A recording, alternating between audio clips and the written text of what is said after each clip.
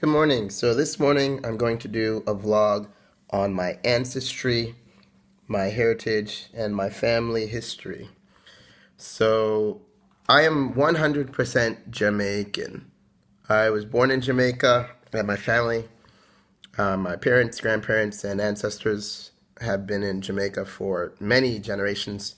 I don't have an exact count on that yet, but I might be able to find some of that, although I only have one living maternal grandmother or one living grandmother at this point, and everybody else older than she are dead and buried.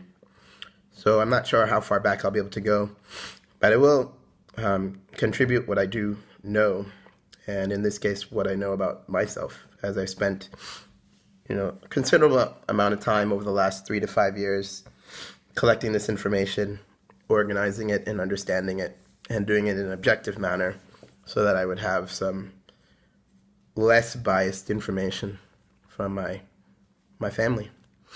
And my family are pretty good historians based on what they know. They're pretty clear about what they do know and the things that they think they know but don't know, for the most part. But I definitely documented that too. So, like I said, I'm 100% Jamaican. I actually consider myself to be Chinese Jamaican, and to break that down, the reason why I like that terminology for me is because the Chinese definitely recognizes my white roots. For that, I always included the Chinese really as white people, even with the Caucasians, even though that wasn't as accurate as I used to think. And then the Jamaican part, well, Jamaica is a nationality. Jamaica recognizes really more my black roots, which go through Jamaica.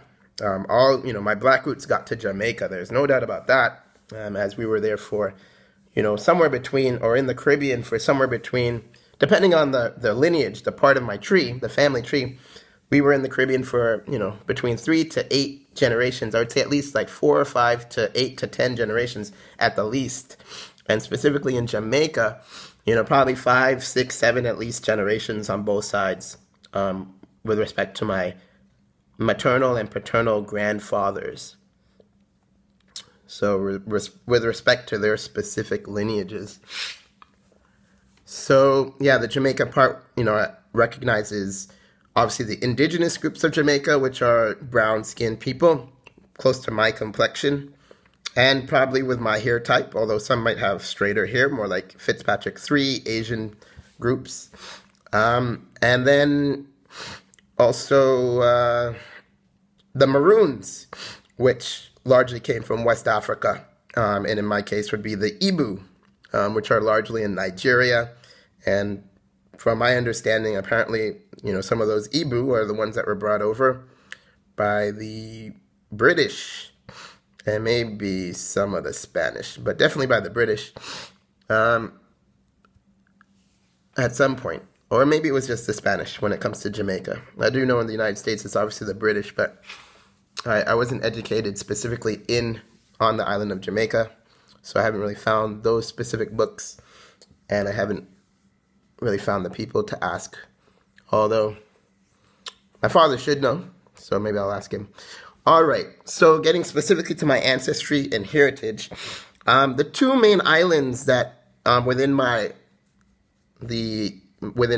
grandparents that we represent are Grenada and Jamaica, the main one being Jamaica. 3 of my grandparents were all born on the island of Jamaica, schooled there, raised there, and helped to develop Jamaica through agriculture and business, specifically bakery and gas station. I'm sure there's a lot of Jamaicans or there are probably, there are some Jamaicans, I don't know how many, but there are people who definitely know Linvale, the farm that my grandfather pieced together and had built and worked, which is in Brownstown, St. Anne's, Jamaica. And then there might be people I know there are people who use the businesses that my great-grandfather and grandfather on my father's side started, which was a gas station and a bakery. So yeah, Ivan, who is a blind guy, my grandfather's brother, used to maintain the gas station, and then a bakery was maintained by my grandfather, who is Clinton Cleveland Kenny Sr., and that is in Maypen, so closer to Montego Bay. So yeah, that's, out of my grandparents, 75% of us were really Jamaican, then the 25% being my grandmother, my maternal grandmother, is from Grenada. So that does decrease my Jamaicanness a little bit. So that's not exactly 100%, but my mother was born in Jamaica along with all of her siblings, and my father was born in Jamaica along with all of his siblings, and my sister, and my brother were all born in Jamaica. So I really feel like I'm 100% Jamaican.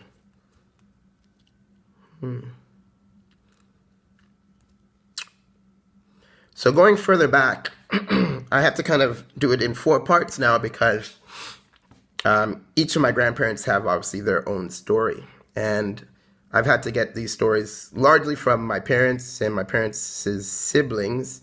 But since my maternal grandmother is still alive and I got to this point of my understanding, knowledge, and education, I was able to discuss it directly with her. So I'll start with her because I got the most information with as far back as possible. I mean, they definitely kept and maintained some accurate stories, and they might have written stuff in diaries and letters. So I do know they write a lot. My grandmother used to write letters to me a lot, and to my sister, with, factual information in it.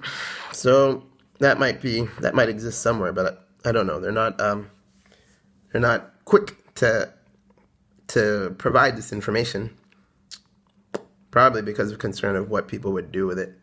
I don't really have that concern because I'm not so concerned about the outcome as much as I used to be, or at least at this point in time. But also because, what are people really going to do? Worst case scenario, I get shot. But, that's not so horrible at this point in my life. I've had a lot of fun. But yeah, I'm not asking for that. I'm not really asking to be assassinated. And part of the reason why I'm not so interested in politics, because it's just a little too divisive. People quibbling over resources and power in a public setting when they don't really own any of those resources and often had not created it themselves, unlike the inventors. So, having said that, back to the story. So my grandmother, she was very clear about even the names. Like, she even knew the names without any prompting of her lineage. But I just had to let her know that this was important to me and that I wanted to know that information. And so she finally told me. So about 8 generations. It might only be 7. It really just depends on how you count it. Like, if I count myself as the first generation, then it's 8. If I count myself as generation 0, which is what I think I'm supposed to do, then it would be 7. So that's where the little discrepancy in number is right now. But I'll further define that at some point later in time. So it'd really be 7 generations then. 7 generations ago, the Munros from Scotland, which were 2 brothers, 2 Scottish brothers. One married a French woman, a white Caucasian French woman from France, and obviously he's a white Caucasian Scot. They decided to leave Europe, specifically British Isles and France, and they moved to Grenada, and they got land, settled. They had a daughter who was, pretty much 100% white Caucasian, although mixed, obviously, ethnically between Scottish and French and whatever other groups, like the Anglo-Saxons and whatever the groups are of Scotland. That's a lot of info to get. There might be a delicate book written already. Someone could even send it to me if you have it. I would love that to keep that in my collection and to take my time to read it slowly.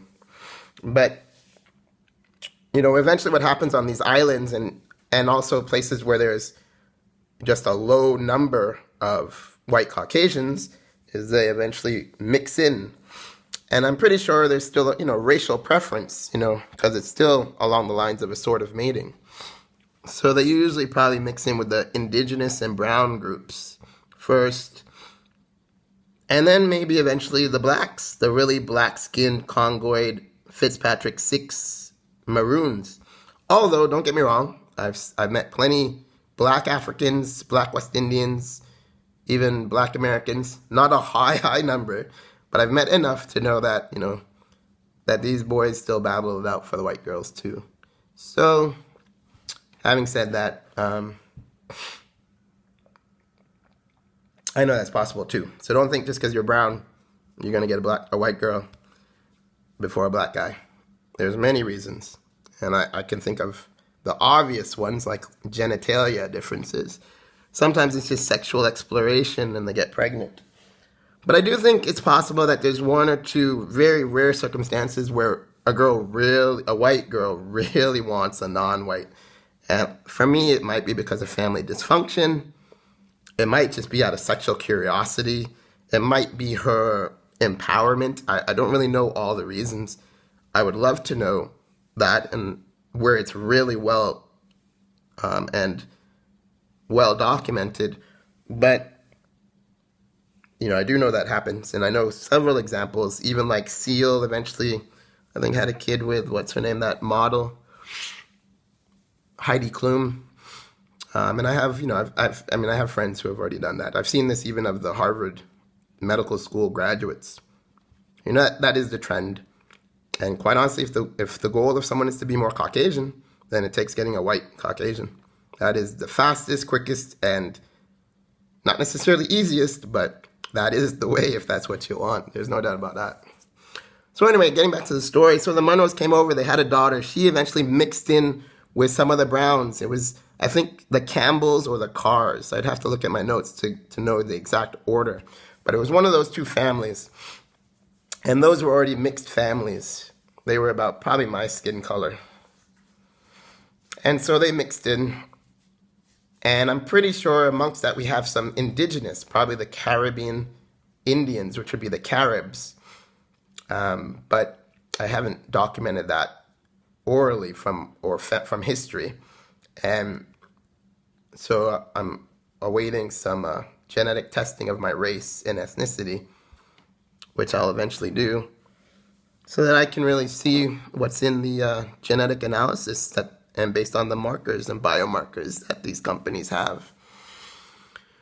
So that pretty much covers my grandmother. So she, it was the Munros, had a pure white daughter who was a Munro, mixed in with Campbell or Carr. There was the next generation would have been the other family like Carr or Campbell, and then after that they mixed in with the Fletchers. And then she, was a daughter of Joseph Fletcher. She was the second of 12. And from there, my grandfather, who is Barrett, Lionel Adrian Lindsay Barrett, he's the man that I'm named after. He was in Grenada consulting with the government on agriculture, the Ministry of Agriculture, and they met. My grandfather had already had two kids. One, who his oldest son, Lindsay Barrett, I think he might have named him, well, I guess he didn't name him after himself. So Lindsay Barrett, and then he had a daughter, Cherry, who he had with an Asian woman, a Chinese woman named Mama. And then, but he was also not married at that point in time. His first wife, who he had Junior with, that's Lindsay, had died. I'm not sure if it was during childbirth, but she had definitely died. And then he married my grandmother, my maternal grandmother, and they had 3 kids, Ray, Ann, and Jackie. And I am of my mother, Ann. So that's how that lineage got to me. And then my maternal grandfather, Lionel Adrian Barrett, he's the one that really pieced together 2 properties in Brownstown, Jamaica, Knapdale and Orange Valley. And from that made Linvale, which is his farm. My understanding at the largest, it was somewhere between 100 acres and 200 acres, but he eventually sold off some land during his retirement. But the main nuclear part of that farm still is there, and it's still within, my mother and my grandmother's family. So within my family on some level, although it's not exactly mine. So otherwise I would be doing something with it right now. And I've tried. I was hoping they would even bequeath or, give it to me, bequeath it to me as a part of my inheritance, but that's very unlikely at this point in time. I do have a lot of plans for that place. But he had been in Jamaica for a long time. Like his family, I'm pretty sure, were Jamaicans for a long time. And I'm pretty sure they have some indigenous groups in them too, which are likely to be the Arawak Indians. Because he's definitely a brown color. And it wasn't a very dark brown. He was a Fitzpatrick 4. He was more my color. So, that happens over long times too.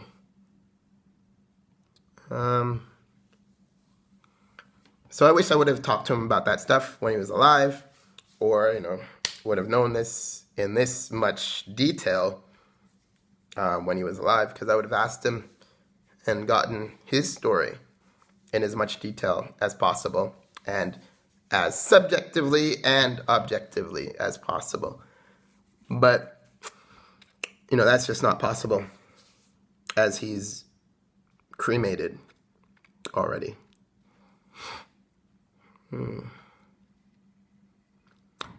But there might be his relatives or nieces or nephews somewhere that might know and might eventually be able to contribute to my story. So, but yeah, I know they've been there for a long time. And unfortunately, it doesn't seem like my mother really talked to him about that in great detail. Not to the detail that I'm going to as I speak now. So now shifting to my paternal side, my father's side. My father's side is a very Jamaican family too. My father's side, the one that I know the most about at this point is my father's grandfather from his mother's side of the family, which is my father's maternal grandfather, Issac Chin. And he's the one that came from Hong Kong, China. And we have pictures of him. I had heard stories for a long time, but when I got to the point and realized, if it's true at this point in humanity, some of it should be well documented, especially for people who have ability and access. But so eventually I did check that out, and yeah, for sure we have photos which are actually on my Facebook account and my Instagram account. So if anybody wants to go see that, feel free. You can even connect with me on those too. Anyway, so Issac Chin, he's pretty much 100%. He's 100% Chinese. He looks Chinese. He's Fitzpatrick type 3, straight black hair, falls with gravity. Some features similar to mine, clearly. Doesn't really have a lot of epicanthal folds of his eyes. He definitely has a brown color iris, a whiter skin than I. But, and then if you look at my chest here, as we can see it, he probably has hairs like that. They're fine and not coiled. So, that's definitely that's probably my biggest Asian root, without a doubt. And, why I still love to be Chinese Jamaican. Anyway, his daughter is my grandmother, Verna Chin. And Verna looked Asian to me, or white. Verna was probably my whitest relative, as well as one of her other grandkids, which Patrice. He was definitely one of the whitest. And that was very noticeable, even in family gatherings. But it was different. I mean, it's different than Caucasian.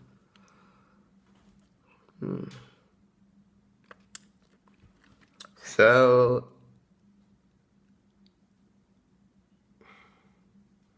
her husband, my grandfather, Cleveland Kenny Sr., my father's father, so he's definitely darker than she. He's a darker brown, probably a slight shade darker than me. While my maternal grandfather is kind of in the gold category, my paternal grandfather, he's more like a Fitzpatrick 4C.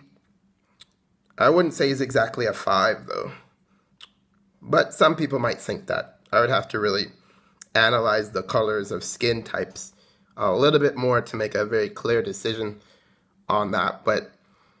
And I am a little biased, which I'm well aware of, and I've become even more aware of through this process of mine.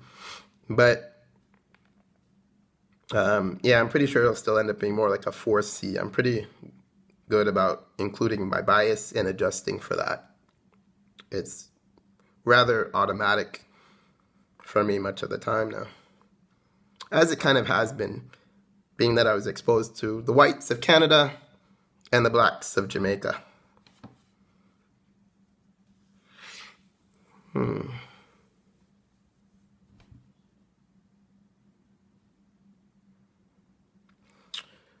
So, Clinton Cleveland Kenny Sr., he was definitely a Jamaican in any way, every way I could think of. I don't know where he went to school on the island. I don't think he went to university. My father, though, did go to Munro, which is a very big school in Jamaica. It's a well-known school in Jamaica, Munro College. And my father also eventually went to the University of West Indies, got his bachelor's, and he also represented Jamaica Jamaica national field hockey team. It's a pity he didn't choose soccer, football.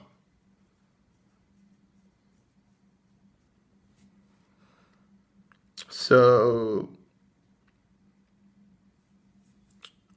with those lineages, I have seen my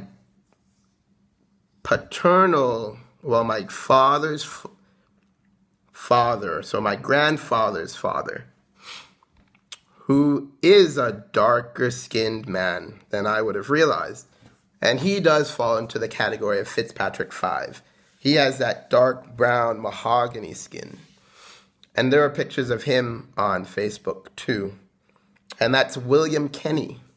And I don't know the whole history, how he came, but he's of the color that looks like a mix between a maroon, such as a igbo, or some other tribe of sub-Sahara Africa and Congo, or West Africa, and an indigenous woman of some sort, or a brown, like a Fitzpatrick 6 and a Fitzpatrick 4 mix. That's what he looks more like. He doesn't have the most Congoid features, but he definitely is darker skinned than I, and my father, and Isaac Chin, and Verna Chin, and even, darker than my maternal grandmother and grandfather, and my mother. Of those direct lineages, to me, he would probably be the blackest person, who is William Kenny, of my nuclear family derived by three generations, that is.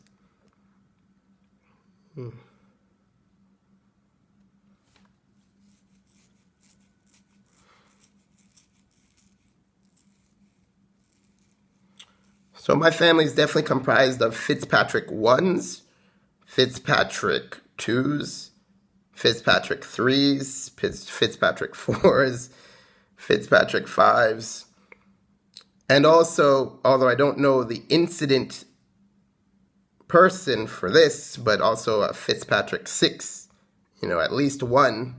My guess is probably 2 at the least, over the last 12 to 15 generations. That would be my guess, at least 2.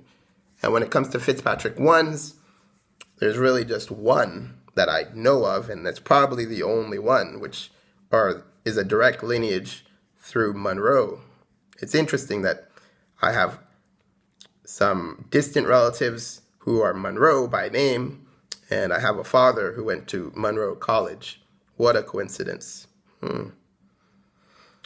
So, Yeah, I have pretty much a representation of each of the major skin types of humans in my in the families of my great grandfathers, which I think that gets to the number 8, and that I should have 8 great grandfathers since I have might be 4.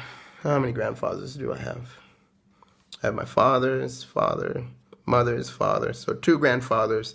So it's actually 4 great grandfathers. So it gets to the number 4. This is another great reason to not do everything in your head, to write down your calculations and your words, and to always do it in the long form, especially while you're learning. That quickens it much when you get older, but you kind of still have to do it in the long form.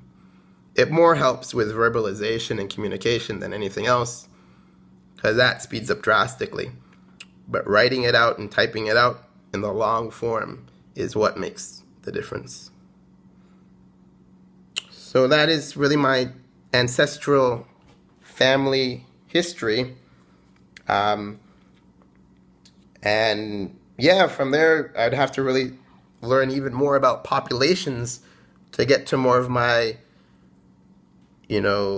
distant ancestral relations, for which the summation and exponentialization of the environmental effects through evolution happens and is encoded in our genes.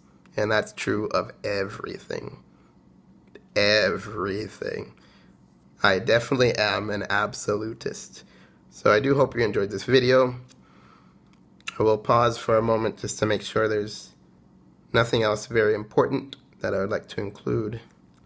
But if you have any questions and comments, go right ahead and include that in the comment section. You can contact me directly as well.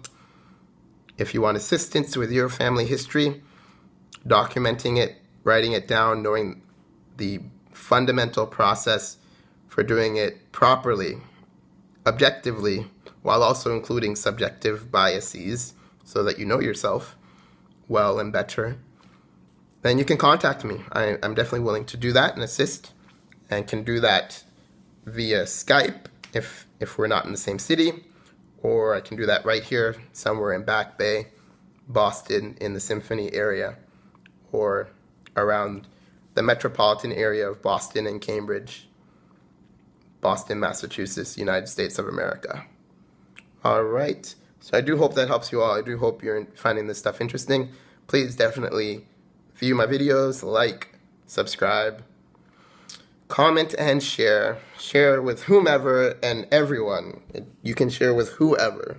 There is no one who should be offset by this to any absolute degree, because all this will help everybody. There's no doubt about that. All right. Well, and again, you guys can call me Adrian. If I was Italian, it'd be Adriano or something, or Spanish, which I do like. I do like that name too. Like Adriano from Brazil, who played with Inter Milan. Or it'd be Adrian in Spanish, actually. But and I guess maybe Portuguese has some similar pronunciations too. But it is Adrian, Dane, Kenny in English, and I am an Englishman without a doubt, as we are in Jamaica. Jamaica. And, but if you want, you can call me Dr. Kenny, or Dr. Adrian Dane Kenny, or Dr. Pretty much you can call me whatever you want to. That is completely fine with me. Alright, so I think that's definitely it. That goes back 8 generations. And I guess actually just to summarize a little bit, since I can give a little more indication of the evolutionary and migration, it's really reverse implications in this case. or insights, what I can say is, so if I go from white to black, which is what most people in science usually do, unless they're black trying to be white, so they might be going from black to white. It's a little bit of a joke. Then, but I'll go from white to black in this case, which is one, the Munros, British Isles. So I have a incident person from the Caucasian group. There are either one Fitzpatrick 1 or 2, most likely Fitzpatrick 1, and if anything 1C, as Scottish is quite a white group. France, sometimes not always the whitest of the whites, so that indicates, their progeny might have been more of a 2. But the evolutionary or the migration, differences there is that those Caucasus people who mixed with Neanderthals at some point definitely, they definitely evolved into the white race. That is one race, and that is a part of me through the Munros. That ends up being not the majority of my genetic makeup. My estimation is it's going to be somewhere around 12%, would be a conservative estimate. It might be a little bit more. I don't think it'll be less than that. Then if I get to the brown groups, I'm pretty sure I have indigenous that got and walked to the Americas and eventually probably got on canoes or trees or something, or swam and got to islands. And that would be the Carib Indians and the Arawak and the Ostinoid. And I think in Spanish language, they often refer to these groups as Taino, but I'm not sure how specific Taino is to the Caribbean. And I don't really think it's that specific to the Caribbean. I think they just refer to any mezclada person with some indigenous roots as Taino. So I don't revel in that word too much, because I'm sure there's a better term. But you can correct me on that if you want to. And then in the brown groups, though, I also do have those groups that settled in China. And I have an incident person who would be 1, 2, 3 generations from me. And that's Issac Chin, who I have a photo of even. So that's very objective. Pretty much as objective as it gets beyond doing the genetic analysis now. And that person, that is, a tribute to my Asian heritage, my Chinese heritage. And it makes sense how he kind of got to Jamaica, because he was at Hong Kong, which was colonized by the British. As the British Empire, the sun never sets on. The Captiva never ends. But, from that, I'm pretty sure, and knowing that my grandmother, one of his daughters, is quite Asian in features. She didn't really have a lot of epicanthal folding, but she definitely, had that skin color, a slit, more eyes, and, the hair type. She's definitely a 3, I would think. But, she might be more like a 3C. But her mother was, I think, a little more brown. And Jamaican. Her mother was definitely Jamaican, too. So that gives me, some genetic contribution. And, based on the family tree that I did and all the little calculations that I was able to do, just using pure calculus and pure math. So it was really pure arithmetic, math, and calculus. That would contribute somewhere between like 25 to 30% towards my genes. On that one, the number is probably somewhere between 21 to 31% would be my guess. So in terms of Asian genes, my expectation is somewhere between 21 to 31% of my genes are going to be some type of Asian. And if I really do have a good, strong indigenous genetic makeup somehow, I might even get 5 to 10% indigenous. So if I count the brown groups and summate that, that's, let's go with 25% of that Chinese, 7% indigenous. That gives me, 32% brown. It might be a little bit higher. I might even get up to 50 or 60% on some of that and be surprised. But I might not. I really might not. I just don't know. is not really clear. But I do know what some others have had who look more like me. So that white, I would say, is what? I'm saying 12%. The Asian, 37%? That's giving me about 50% on the whiter side of the Fitzpatrick scale, which gives me a lot of room for black, which would be 50% on the black side. Although I don't think I'm really going to get 50% really on the black side, because as a Fitzpatrick 4, I already have some inherent white contribution and Asian contribution and indigenous contribution. But there might be some genes specific to the Fitzpatrick 4s, like the capoids of Africa, the San Khoisan. I might actually have some of their genetic makeup, depending on what happened, 30 to 40,000 years ago within my lineages. Or even 100,000 to 200,000 years ago within my lineages. And yeah, those would really be counted as brown on an absolute scale, as they are brown people. But, so yeah, I expect that to be kind of contributing to brown rather than black, which that contribution might be 15% to 20% or so, which then leaves the black Congoid 6 skin type contributions of genetic makeup down to about 30%, which I'm not sure if that's a high estimate or low for my black genetic makeup. I'm really not sure. I think it could range, my black genes, quote unquote, from the blackest populations of humans, the Congoid 6s, could be between 12% to 50%, and maybe even up to 65%.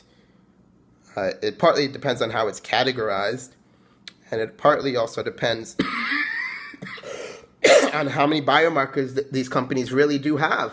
I mean, it sounds like they really have every biomarker from the way they talk, but when you actually sit and read all the research and figure out all the details, there still often ends up being gaps somewhere, and it's often due to the limits of technology and also to the limits of some of their brains too. That's really the truth. Some of them think they know every rotted answer, and they ask them one simple question and they can't figure that fucking thing out. So what the fuck? It's taking me this long to get all these answers, and I had to do the whole thing by my fucking self. With the help of Harvard, don't get me wrong. With the help of Yale, yes, Yale helped. Yes, University of South Florida definitely made a difference. So did Bishop Moore and St. Andrew's School. So did St. Elizabeth Seton. And obviously the entire island of Jamaica. Specifically UE, Munro. I think my mother went to Carmelite. She might want to put a comment on here if she wants to big up her school. And the government of Jamaica, as well as Canada, the government of Canada, don't get me wrong. Mississauga, Ontario, Toronto. I mean, I have so many people that have been a part of my life. And I include everybody as much as possible. So pretty much, I'm pretty sure every rotted 9 million or 9 billion people on Earth, dead and alive, which extrapolates to billions and billions, will be involved. All right, so have a great day. I think that covers that and the genetic makeup, in addition to my family history, heritage, ancestry, and at this point, largely based on written and oral history. It's not just oral in the case of my family, as well as photographic history. All right, you all have a great day. I definitely enjoyed this vlog. I'm definitely glad that I took the time to wrap up those last points rather than have to make a second part. And if you have any questions, let me know. Put them on the comments. I will definitely take my time to read each and all of those, and I definitely will respond. And I will respond on every comment until I just don't have enough time to do that on YouTube.